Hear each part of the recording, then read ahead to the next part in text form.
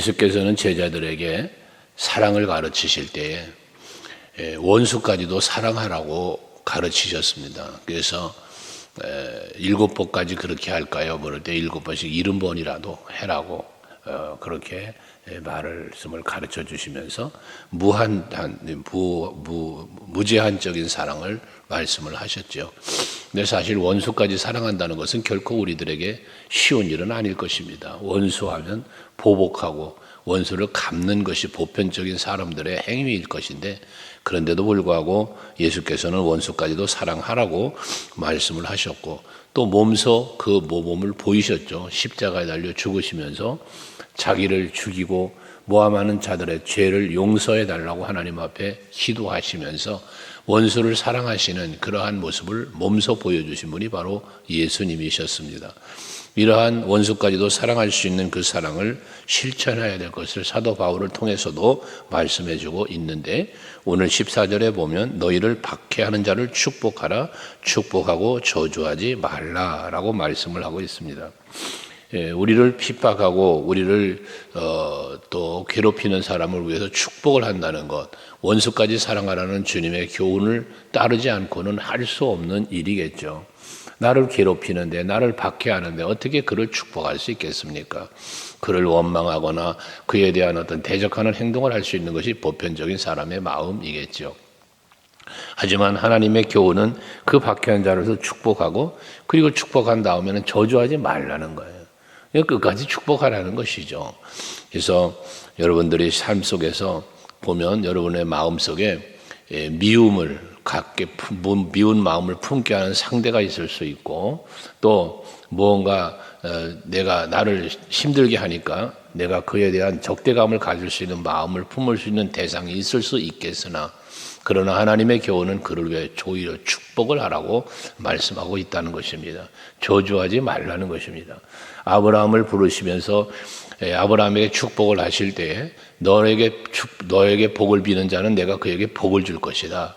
너를 저주하는 그에게는 내가 저주할 것이다 라고도 말씀을 하신 것처럼, 여러분이 누군가를 위하여 축복을 한다면 여러분이 빌고 있는 복은 여러분에게로 돌아올 수 있다는 것이고, 누군가를 내가 저주하고 미워한다면 그에 따르는 저주함이 나에게 돌아올 수 있다는 사실에 대한 말씀 아니겠습니까? 그러므로 여러분들 항상 축복하는 마음을 갖고 서로를 대하고 사시기를 바랍니다.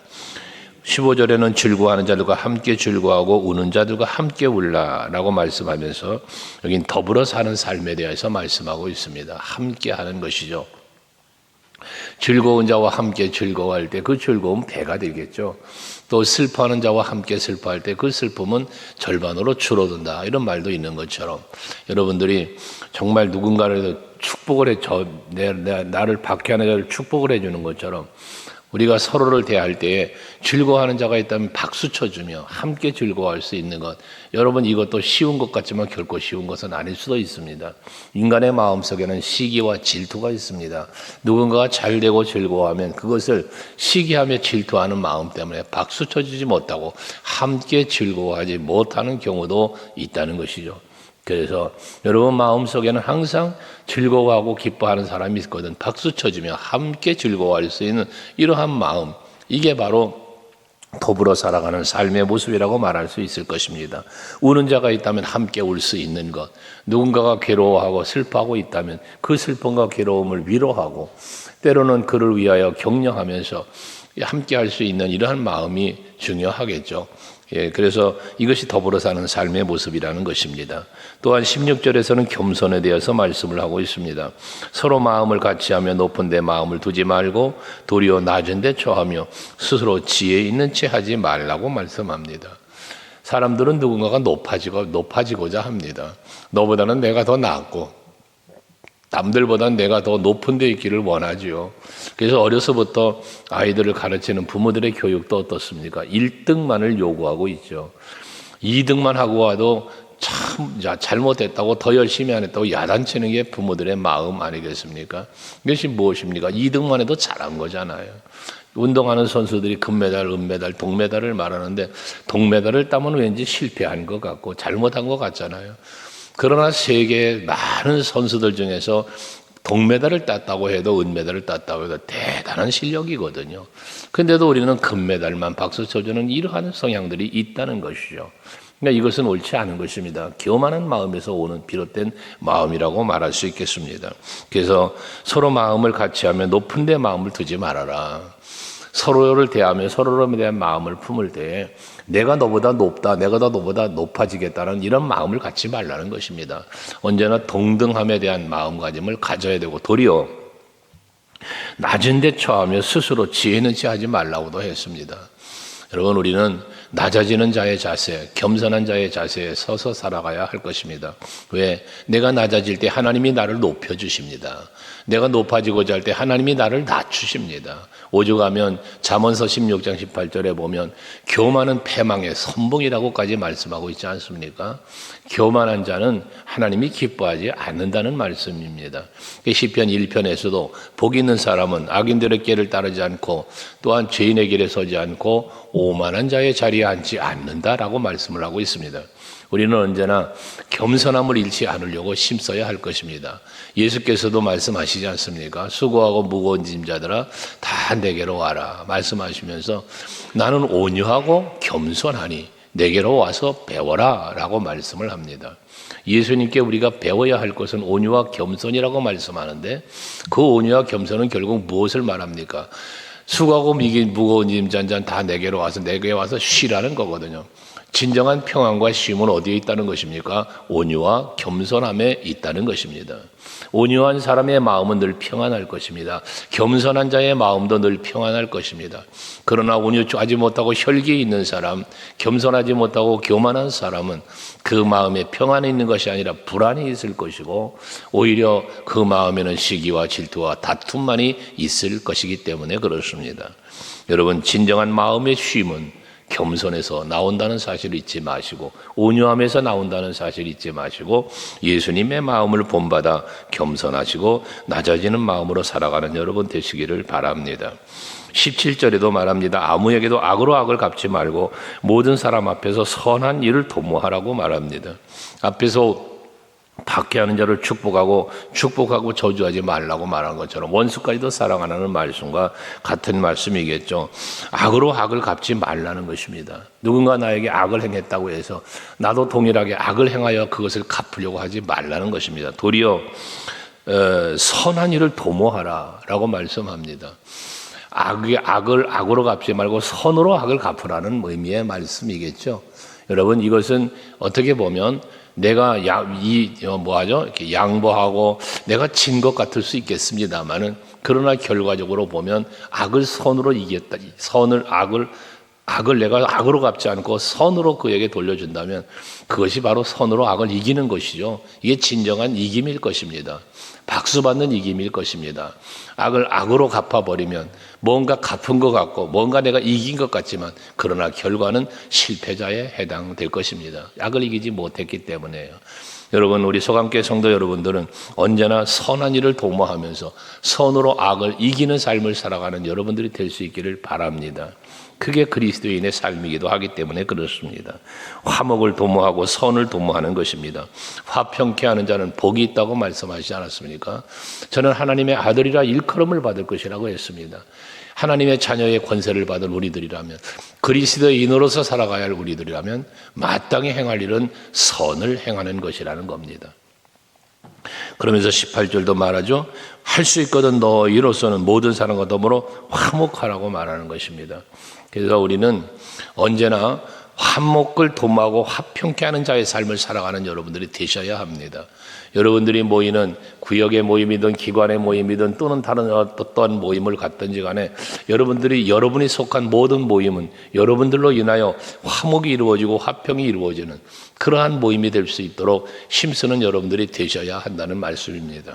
늘 말하지만 어떤 사람이 모임 가운데 있으면 이렇게 화목한 일이 벌어지고 화평한 일이 벌어지고 항상 웃음꽃이 피는 사람이 있는가 하면 어떤 사람이 그 모임에 있음으로 인하여 그 모임이 분열이 있고 다툼이 있고 분쟁이 있는 이러한 경우도 있습니다.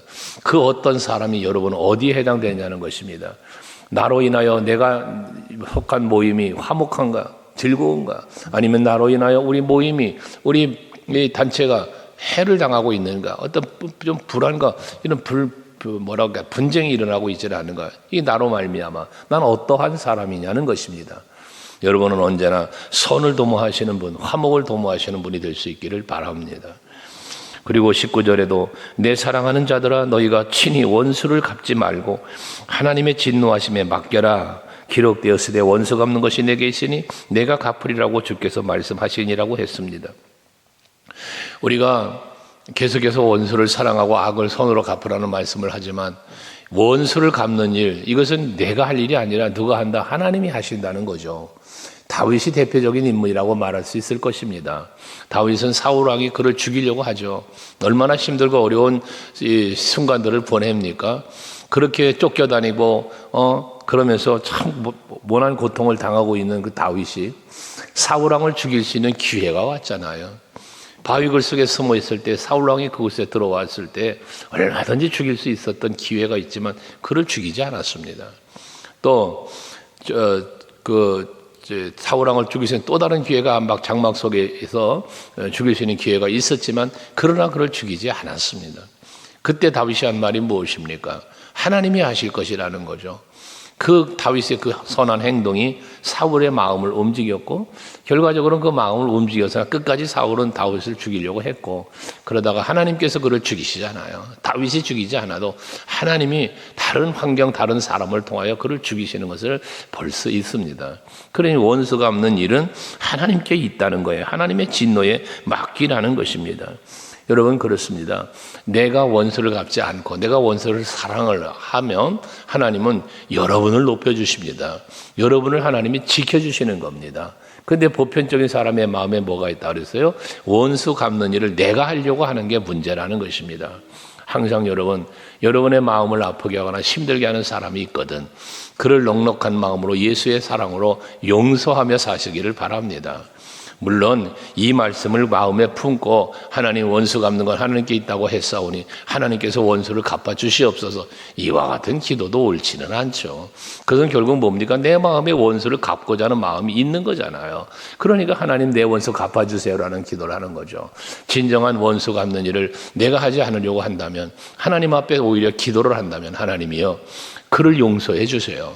예수님 기도처럼 스데반 집사님의 기도처럼 저들의 죄를 용서해 달라고 기도해 줄 수 있는 것, 저가 내 마음을 아프게 하고 나를 힘들게 하는 원수 같은 행동을 하나 하나님이여 예수의 사랑으로 나는 저를 사랑하길 원합니다. 아버지 주님께서 저를 용서해 주시고 화평케 해주달라고 이런 축복의 기도 앞에서 말했잖아요. 너를 받게 하는 자는 축복을 하라고.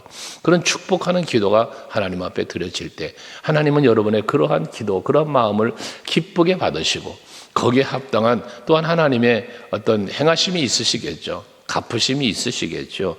그래서 갚는 일은 하나님께 맡기라는 것입니다. 또 20절에도 마찬가지잖아요. 네 원수가 줄이거든 먹이고 목마르거든 마시게 해라. 그리함으로 내가 숯불을 그 머리에 쌓아 놓으리라 말씀을 하죠.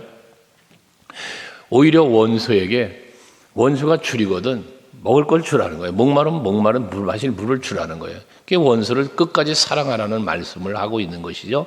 그럼 내가 원수를 갚는 게 아니라 도리어 원수에게 선을 행하니까 이거는 악을 선으로 갚는 일이 된 것이잖아요. 그래야 할 때 하나님께서 그에 대한 합당한 은혜를 베푸실 건데 거기 표현에 뭐라 그랬어요? 그리함으로 네가 숯불을 그 머리에 쌓아 놓으리라 라고 말하잖아요. 숯불을 머리에 쌓아 놓는다. 이 숯불은 뭐예요? 뜨거운 거잖아요. 그 머리에 숯불을 쌓아 놓는 것은 그 얼굴이 뜨겁게 만든다는 것이죠. 스스로 부끄러워하게 만든다는 것이거든요.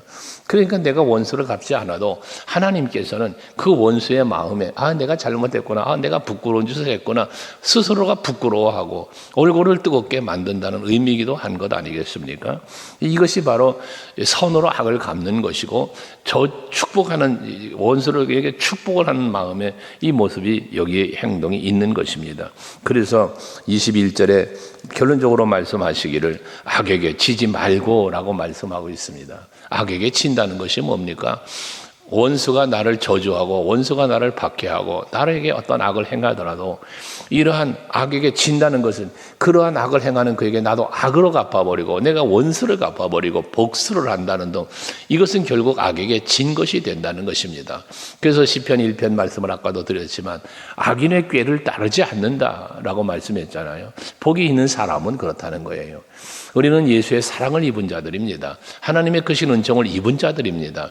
하기에 넉넉한 마음으로 이 악의 유혹을 물리칠 수 있는 우리들이 되어야 한다는 것입니다. 왜 우리가 악을 행합니까? 악을 행하는 원인이 어디에 있습니까? 모든 악의 원인은 욕심입니다. 그래서 야고보서 1장 15절에 말하는 것처럼 욕심이 잉태한 즉 죄를 낳고 라고 말하지 않습니까? 우리의 마음속에 찾아오는 다양한 욕심들, 이 욕심을 내가 물리칠 수 있어야 되는데 그 유혹에 넘어가는 건 결국 악에게 지는 겁니다. 악의 꾀를 따르지 않는다는 것이 이기는 거잖아요. 그 꾀를 따라간다면 진 것입니다. 여러분들 살아가는 삶 속에 날마다 악의 유혹은 여러분들에게 있을 것입니다. 다양한 악의 유혹입니다. 내 마음에 찾아오는 다양한 생각들, 내 삶의 여러 가지 행동들, 습관들 이런 것들이 악의 유혹에 있을 수 있거든요. 그때 그 악의 유혹에 빠지지 말고 따라가지 말고 지지 말고 이기는 여러분들이 되어야 할 텐데 그 이길 수 있는 것이 뭐냐? 선으로 악을 이겨라 라고 말합니다. 악을 이길 수 있는 힘은 선이라는 것이죠. 그럼 선이 무엇입니까? 선은 하나님의 뜻을 찾아가는 겁니다. 하나님의 뜻을 따라가는 겁니다. 이게 선입니다. 그러므로 이 가인에게 하나님께서 말씀하시죠. 죄가 네 문 앞에 기다리고 있다. 그러니 너는 죄를 다스리는 자가 되라 라고 말씀하셨잖아요.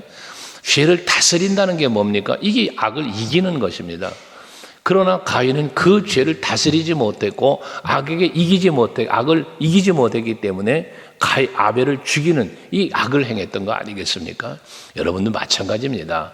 우리가 살아갈 때 날마다 순간마다 악은 여러분들의 마음을 유혹합니다.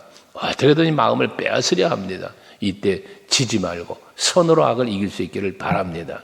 이 선으로 악을 이기는 것에 대해서 사도 바울은 에베소서 6장에서 말씀하기를 모든 마귀의 관계를 능히 멸하기 대적하기 위해서 뭐 하랍니까? 하나님의 전신갑주를 입으라 라고 말씀을 했잖아요. 여러분 하나님의 전신갑주가 말씀이지 않았습니까? 우리가 선으로 악을 이기려면 그 악을 이길 수 있고 물리칠 수 있으려면 선으로 이겨야 되는데 그 선이 결국 무엇이다? 하나님의 뜻이다. 하나님의 말씀이라는 것입니다. 그래서 오늘도 하루를 여러분이 사실 때 오늘의 주신 이 말씀 마음에 품고 오늘도 여러분들의 악의 유혹이 있을 수 있습니다. 다양한 악의 유혹이 있을 때에 하나님의 말씀으로 그 모든 악의 유혹을 물리치고 그리고 믿음의 승리자가 되시기 바라고 선으로 악을 이기며 하나님의 영광 기쁨을 드러내시길 바라고 모든 사단의 유혹 속에서 여러분 패배자가 아닌 승리자로 살아가는 이 하루가 되시기를 주의 이름으로 축복합니다. 기도하시겠습니다.